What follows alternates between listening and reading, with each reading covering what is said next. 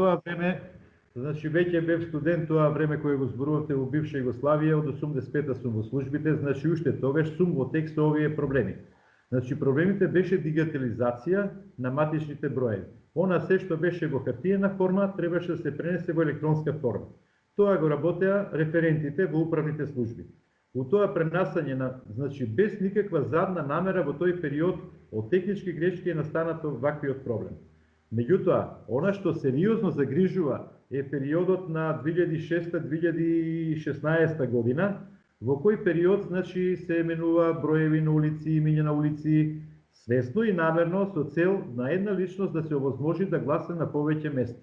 Се сеќам тогаш во првата техничка влада со министрот Спасовски до ДИК имавме доставени преку 500-600 случаја, значи документирани, каде што едно лице од еден град го носат на нагласање во друг град.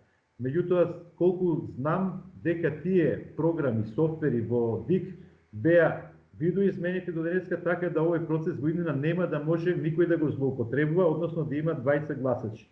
Значи, ова не е афера, ова е да кажеме технички пропуст кој почнал во 81 година. Меѓутоа не добивме званично известување од 81 година се тие предмети или тие предмети се сега, од 2020 година. Значи, тоа беше главната позиција на fake news, каде што некој пласира некоја информација, меѓутоа не ја кажува на јавноста до крај информацијата, она што е вистина 81 да, меѓутоа не кажува дека тоа се случувало во периодот 81-90 година.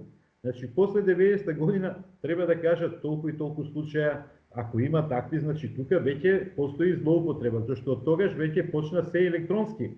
Од 91 кога станавме независна држава, сите податоци, државјанства, матични книги се водеа во електронска форма.